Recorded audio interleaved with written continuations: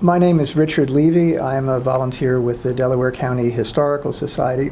This is an interview with Diane Winters, Dianewinters. We're in the Delaware County Public Library in Delaware, and today is August the 6th. This interview is a part of the project done by the Delaware County Historical Society in collaboration with the Center for Folklore Studies at Ohio State on the Little Brown Jug race. And first I want to just say thank you for being willing to be a participant. My pleasure. Okay. My pleasure. Well, how old were you when you first attended the Little Brown Jug? Oh my goodness. My first brown jug was in 1958. And I probably shouldn't tell you my age at that point, but it was 1958 was the first time that I attended the Little Brown Jug. And at that time, my cousin, Marilyn Evans, ended up as an outrider for the Little Brown Jug. So watching her and watching the races, it caught on very quickly, but it was 1958, and she rode for 16 years. Okay.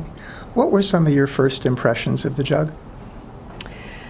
Oh, the jug is, I mean, we are famous, and the jug is a highlight of this community and this state, but it's also one of the premier races in the nation. So highlights would be the speed of the horses, the attendance was huge, and camaraderie between the drivers and friendship of different people that came to Delaware.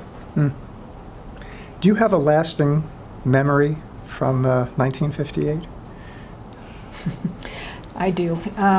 As I say, with Marilyn being the outrider, I had my own special brush, and I got to stand in the paddock and brush her horse, and I had a job from that year forward. That's terrific. Okay. How often have you attended the jug? Have not missed any since 1958, not one. Not one. Not one. In sickness and in health? Yes. Our family was kind of funny. We've had different issues happen over the years, and nobody's sick jug day. Not until 6 o'clock at night when the races are over. Okay. So you would go with family, with friends? Started out with family, cousins, because everybody was very active in 4-H. They showed hogs, horses, cattle, just everything.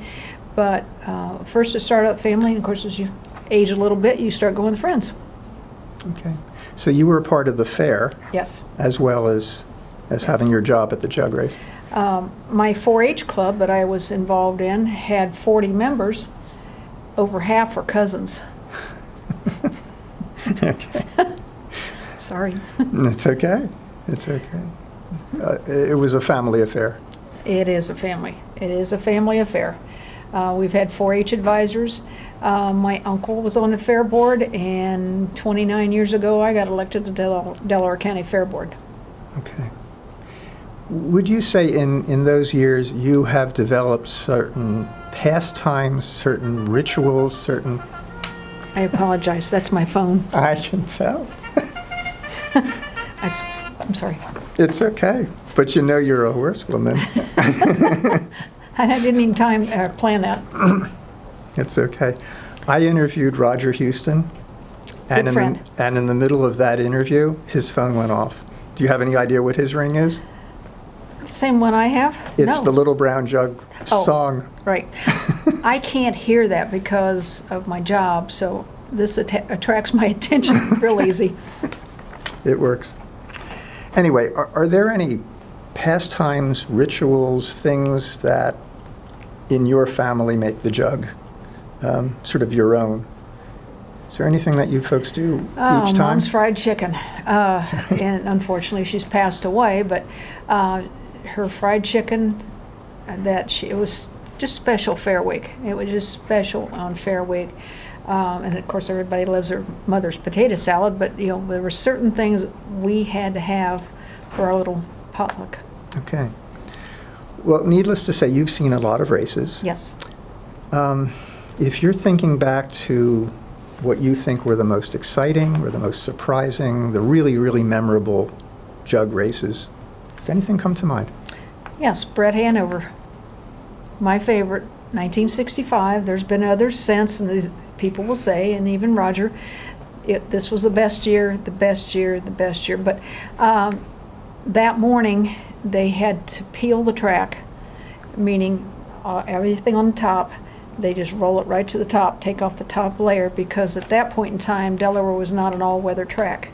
And so now we are, and we can race with some rain and so forth, but at that time, they literally had to take off a lot of moisture, a lot of dirt off the track because of moisture, put it to the top side, and by 3:00 in the afternoon, he was setting world records, and the sun came out, and we had to water the track.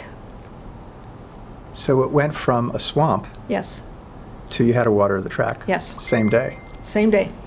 Okay. Well, that's a memorable race.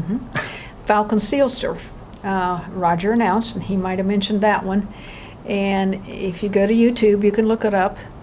And just Falcon Seal Surf and Roger's famous voice, "If you're not on your feet, get up now," was just resonated across the whole fairgrounds. And that horse was literally flying. Set a record, I think? Yes, he did. Before the jug. He won the senior jug a few races before the actual brown jug that day. Okay. So would you say that Brett Hanover is your favorite horse, or do you have another favorite horse? Well, in due respect, yes, I do, and he's still standing in the barn. So I have as of today, he's 33 and a half. Oh my. I've owned him 32 and a half years, and nobody feeds a horse half their lifetime.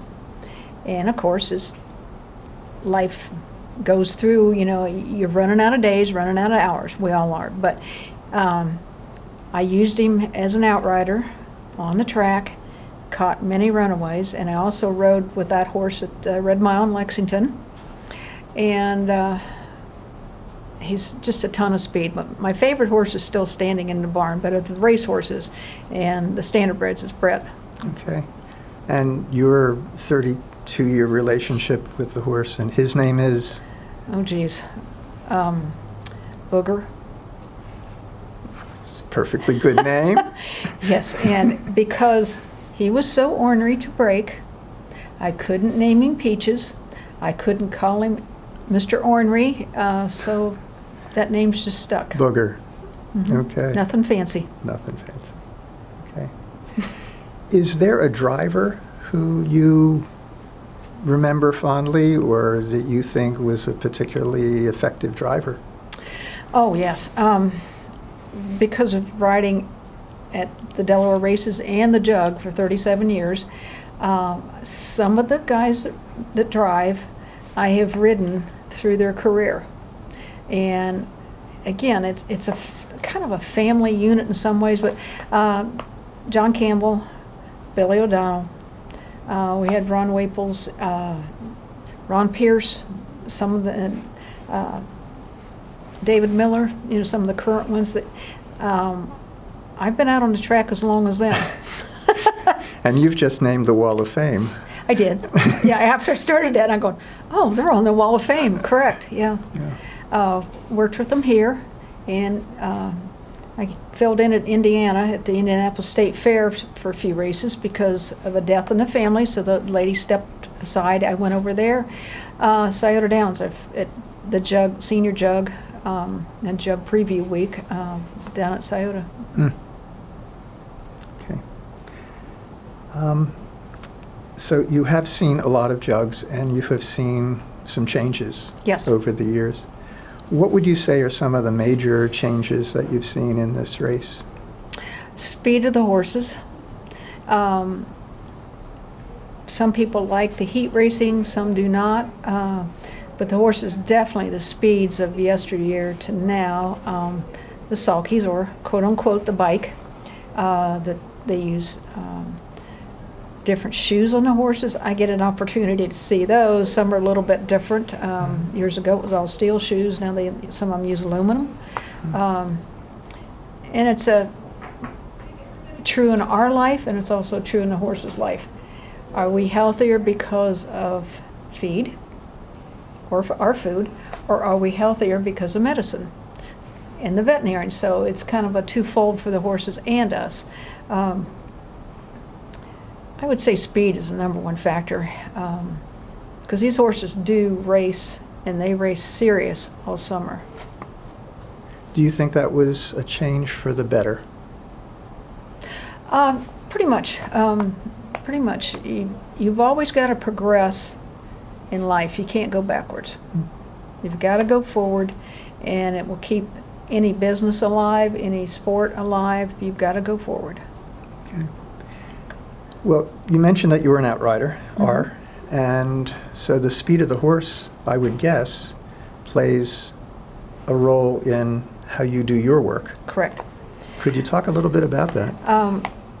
Some of my best catches have been between the races, because there's probably 40, 50 horses on the track at any one time, and they warm up. They go back to the paddock, then they warm up again. So somebody might break a line, somebody might have, say like yourself or whatever, you help hook them up. And the driver does not check, or the groom. They have to check each piece going back. And if they're exercising and all of a sudden they have no contact with the horse's mouth, that horse is trained to go fast. So the horses that I have used recently have a lot more speed. And from way back, in outriding, there's some of the places they only do a parade marshal or marshal, and they check a lot of the horses as they're going by. You're looking for loose lines. You're looking for, maybe somebody drops a whip or whatever. You need to be able to get on and off your horse quickly and get out of their way. But the gentlemen, or the drivers, will always come up and say, I need help, or they'll just yell, and you have to go, as we talk about, pick them up. So you will reach over to the bridle or the rein and take a hold of them, because some of the horses are called pullers, and if they're going to be on the track 5 minutes, 6 minutes, 7 minutes in between races or longer, the tension in the muscles and so forth, they're getting tired, so they want to keep their muscles usable for during the race. A lot to think about. And yes, when you are going after a horse, you're sitting on something that is running after a horse. That horse instantly wants to go faster. And these two horses are talking to each other like any horse does, or any cow, whatever. But you're riding something that can outthink you, basically. So you want to take a hold of the horse as quick as you can, so you can back them off. My horses I use at the track I don't say whoa. I just have another cue for them so that they slow down, and I can slow the standardbred down. Yeah. Okay. Do you see some things that make the jug really special? Is there, what would you say makes the jug a special horse race? It's 4 turns, as they call it. Turn 1, right past the finish line. Then you go into turn 2, turn 3 on the far side, turn 4 coming down the stretch. We're a half-mile track, and some people don't ship their horses here. They race at the Red Mile and other mile tracks, but this is a half mile, and the pacing Triple Crown is a half-mile track. You got a 5/8, you got a mile. But the jug is unique to half-mile and speed. Okay. Are there traditions that you think should never be changed about this race? I have to say that I'm probably old school. Having known the Curly Smarts and Hank Thompson's, Tom Thompson, embedded in me that the jug should always be heat racing. The jug should always stay in Delaware on the half-mile track. Okay. On Thursdays? That's a toughie because so many people now, their job has changed. It's unique to have the major harness race on a Thursday afternoon, in Ohio and not on the East Coast, so, yeah. Okay. I wouldn't change a thing. But Really? again, I'm a traditionalist as That's far it. when it comes to that race. Okay. Some people attend the fair, Correct, and they don't come over to see the jug. correct. Why do you think that's so? Because there's this, like, you have your cattle, hog, and sheep people, okay, sewing. Some fairs have archery and shooting, some don't. There's like an invisible barrier there at any county fair. And I've attended 40 fairs. That's my top. At one time I attended 40 county fairs a year. And that's a lot of road miles. I've shown horses all over the state, but you will see it any place. I think ours is more pronounced because of, you have all the clientele from out of state, out of country and so forth, and it's, there's just traditions that those people stay over there and I think we're bridging that, as I see it from other fairs also, that people are more interested in that. One of the things I do is a fair board directors, we take the junior fair board and we put them on a trolley and we travel around the whole fairgrounds. And it's just wonderful. The kids ask some of the greatest questions in the world. We're going to be okay in the future. And I get clearance from the track man and we take them out on the racetrack. Stay up on the high side, on the top side, and we just drive quietly. There's no horses out there. I said, now ask me questions. And the cutest thing in the world is they will see a little pebble. They'll see just a little pebble. And this, can I put this in my pocket? They're so proud to have that little piece of the racetrack. We go up into the announcer stand. Those are the kids that go back the next year to the actual races. Okay. And they go back and they go. So they're building their own team to watch the fair and the races.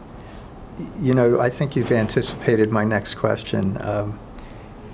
In order for the jug to continue into the future, to be sustained, what are some of the things that you think ought to happen, that ought to be done in order to make this a sustained tradition? I would say with our bed tax money, we need to upgrade facilities, i.e. restrooms. That's a must to be handicap accessible.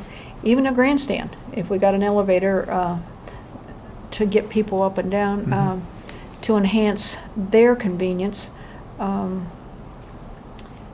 Going forward, we need to be proactive in keeping our grounds upgraded to entice the people to travel that far. Because it's not cheap to ship horses here.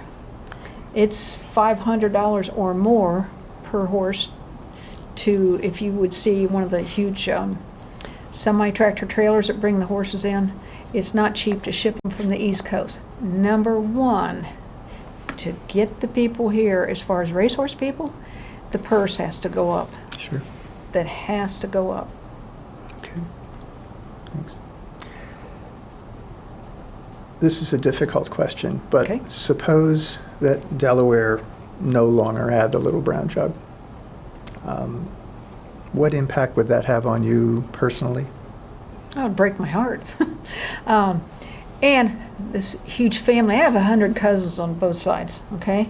So our family would not be happy at all. Again, tradition Yeah. of your community. It just needs to stay here. What impact do you think it would have on the county if there weren't a jug? Oof. It would play a factor on all your restaurants, grocery stores, rental of cars, hotel motels that people use. Gosh, I don't know what it wouldn't affect. Okay. Widespread effect. Yes, and that's countywide. Yeah. Countywide. Not just Delaware. No. The impact initially would be horrendous on the city, but there's people that stay clear down to Route 23 and 270. There's people that come that have to stay in Marysville. There's people that come to the races that stay in Marion. because everything in this immediate area is full. Yeah, okay. I just wanted to ask you additionally some questions about being an outrider. Okay. So, so when did you first get a chance to be an outrider at the Jug? 1980. And how did that come to be? My cousin retired, and there was a person in between the two of us 1 year, and then Hank Thompson and Tommy Thompson hired me, and 37 years later, I had a hip replacement, and Orthopedic 1 was not real happy to see me getting back on a horse, chasing loose ones at 40, 45 miles an hour. So I can't ride 6 hours a day like I used to. So to be sensible, even though my heart's still there, my heart will always be in it, and to be sensible, I just, as they say, you turn over the reins, you turn over the lines and walk away. And what year was that? 2017. Oh, okay. For an uninitiated person, how would you describe the tasks, the roles that an outrider plays? Well, first of all, I didn't realize until a lot of people told me it's a dangerous job. And I've ridden fast horses all my life, so I went through the different events, but I also got into running barrels and love speed. So going on a racetrack and being able to put your ability to work and your horse's ability, it was a natural. I've gone through, and I won't say I've gone through them, but I have ridden a lot of horses in those 37 years, and I've sold a lot of horses because everybody wants that horse. And I said, well, I have one at the barn, I'll sell you. No, I want that horse. And sometimes it's a wise decision to go ahead and sell it. But the gentleman at the barn, it's my big red horse, he's not going anywhere, and I just, it's just best that he didn't go anywhere, because he is very ornery to ride, thus his name. So he just needed to stay with me. But you've got to have the ability to watch who's where they're coming at you, whether you cut across the center of the track or whether you go around, because some tracks still have a hub rail. Most of them are gone now for safety reasons. It's just, you've got with Delaware, everybody around you has access to the track. If you have the grooms jumping over the fence, now you add a second or third tier of things you have to watch.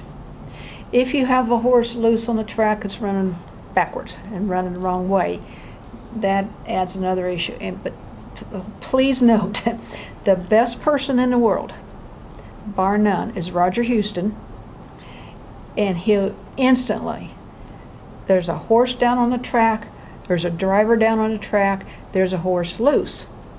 And I always know, I can tell when I hear his voice, if I didn't see it happen, I just look straight through my horse's ears. He is already locked in on where the wreck is.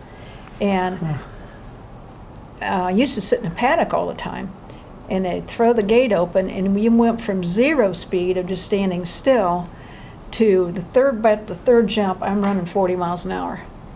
Now, the difficult problem is if you have to take a hold of one of the racehorses and they need help to run behind the starting gate. And this is where teamwork comes into play with all the drivers. And the John Campbells have taught, Billy O'Donnell, they have taught, and the list goes on and on. When you have an outrider in there and need a horse in position number 5, they're watching me, I'm watching watching the horses, every one of them. And when the driver tells you, and he'll yell, I've got him, I need to go on, or something like it, you can let go of the horse, but you've got to get out of the pack. And the guys are real good. I'll drop back without having a wheel run over me.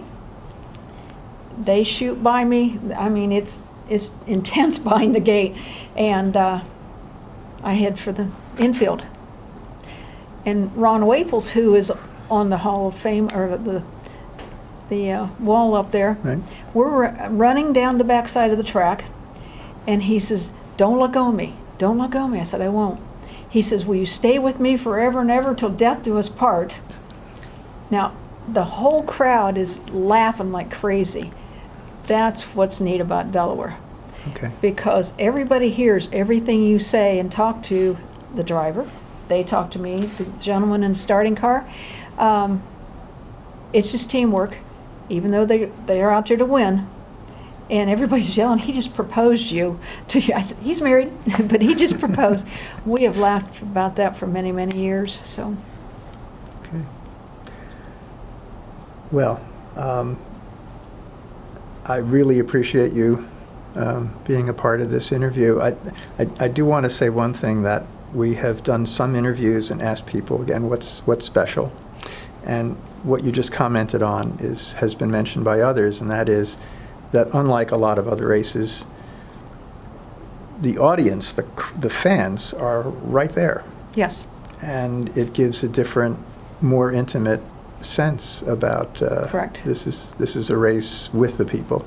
We have speakers, surround sound, okay? Commercial tracks only have speakers in front of the grandstand on the front side, and on the back side it's a high wall. So it's like riding at a concert and riding in the woods. I mean, noisy to quiet. It's really extreme. I like surround sound. I guess. So. Okay. Last question. You were honored in 2015 as a Lady Pace honoree. It was. What was that like for you? Magical. Dream. I never imagined, because some of the other ladies previous to me have, they or their families or whatever have contributed a lot of financial dollars. I just ride a horse fast. Okay. So. Okay. It was special. Yeah. Is there any other topic that you'd like to comment on? Oh, the all-horse parade. Please. Ask me what you want. Please. Let's start with the beginning of the horse parade. How did that get started? A gentleman by the name of Red Reed worked for the Delaware Gazette for Hank Thompson, Tommy Thompson. And Red, because we had the window decorating contest, and I forget what else started way back then, he wanted to do a horse parade to kind of a kickoff for the fair. Didn't quite work the way we wanted it. First, in August, they asked me to find some horses and have a parade. Well, Lyle Byers took the draft horses. I took all the riding horses. We ended up with 60 horses in 1 month to do a parade. We started down by St. Mary's and marched straight up Sandusky Street to the fairgrounds. We had a traffic jam. So the powers that be and so forth that were with the Jug Festival, and we had a Texas barbecue and so forth, they wanted to try it one more time. Well, we went to 150 horses the second year, and people trying to unload their cattle, people trying to bring their hogs in, and the sewing projects and the baked goods couldn't get to the fairgrounds. So third year, we went to the week before. And I suggested we go to a circle parade, start and stop at the fairgrounds, and that eliminated people shuttling trucks and trailers back and forth across town, or ride your horse back. And we went to 200 horses on year number 3. And religiously, we've been over 200, 300, 400 horses every year. Don Shackney, he and I co-chaired it a few years. He's passed away. I probably chaired it 28 out of the 33 years. So it's a teamwork. My sister Debbie, Monty Harris, is retired from the police department, Susan Barr, honor flight, and the list goes on. My other half, Pat Allen, he helps tremendously, either directly with the parade or behind the scenes. Jeff Wolf from over at Bell Fountain, he has all the speakers. We have 3 different speaker setups. Cashman's donates the wagons for all the setup. Larry Garrett with Mail Pro. He helps with marketing. So we've got a pretty good team put together. Brett Kane, who used to be from Delaware, now from Marysville, he jumps in with money for sponsorship. Our two big sponsors right now are the Eagles. They donate the most money. And Buyers, they're number 2 as far as financial aid to us to put this on. We have Richwood Bank. We just got some really good sponsors to help put this on. So. Did you ever, when it started, imagine that it would expand to this? That is a scary question. My goal was 1,000 horses. Okay. Okay? And the reason why, Tucson, Arizona has a rodeo parade, and I wanted to really show off the horses.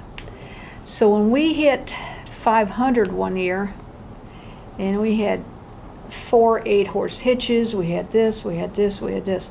We actually had to stop the front of the parade so the tail end could get off the fairgrounds. And along with that, traffic control for the police department becomes a little more intense. We always thank them for doing what they do to get us in and out safely.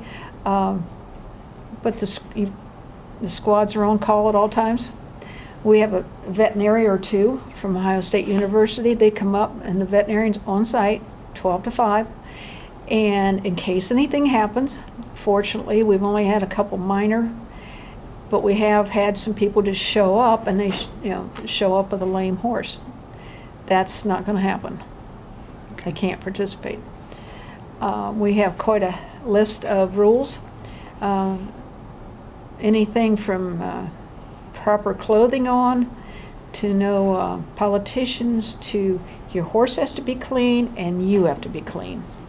No cussing, no this, no this, no this, and we don't let anybody throw things off their wagon or from their horse, because one year we had Frisbees out that were given away, and the next thing we know, we have Frisbees coming back at us. Yeah. So there's just some things, they're an animal, okay? Mm-hmm. Again, the bands are not supposed to. Once in a while they do. Downtown on Winter Street, they're not supposed to play, just because that is the tightest spot for the horses to march through. So we do try to keep things a little more normal down there. And it's 2.4 miles of parade. And like I say, the goal was 1,000. Yeah. I really wanted to put Delaware on the map.